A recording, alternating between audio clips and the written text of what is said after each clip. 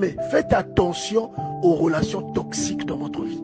Il y a des gens, quand ils viennent dans ta vie, tu commences à vivre des tumultes dans ta vie. Tu commences à vivre des mouvements compliqués. Tu ne vas même pas soupçonner que parfois c'est une amitié que tu as liée avec quelqu'un qui n'est pas en accord avec Dieu, avec quelqu'un à qui Dieu en veut.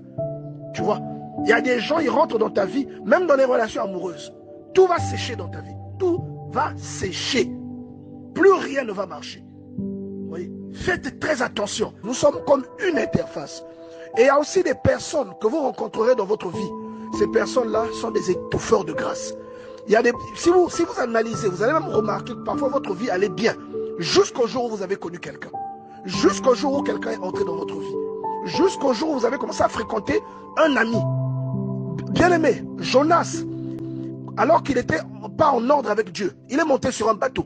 La Bible dit que ce bateau-là a failli faire naufrage. Le bateau a failli faire naufrage à cause de la présence de Jonas dans le bateau. Faites très attention, bien-aimés. Coupez les relations toxiques. Coupez ce qui ne vous arrange pas. Jonas symbolise quelque chose qui n'est pas en accord avec Dieu et qui entre dans ta vie. Et le naufrage, ce sont les problèmes que te cause la présence de cette entité dans ta vie. Et la Bible dit, l'Éternel fit souffler sur la mer un vent impétueux. Et il s'éleva sur la mer une grande tempête. Le navire menaçait de faire naufrage. Et pendant ce temps, Jonas qui était rentré dans ce navire, il était où? Il s'endormait.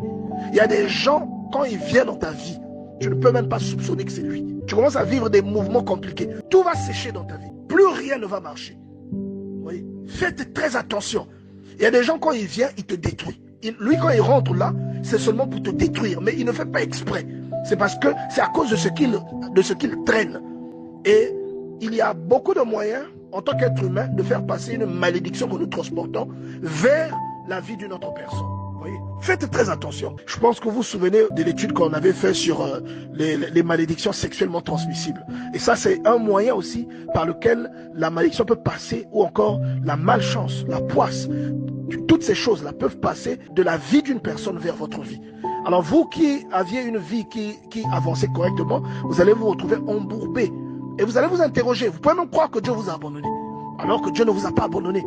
Parfois vous êtes avec la mauvaise, parce que vous avez traîné avec une mauvaise personne. Ou vous êtes avec des mauvaises compagnies. Vous voyez, la Bible est très claire. Regardez, la Bible dit, ne vous y trompez pas. Les mauvaises compagnies corrompent les bonnes mœurs.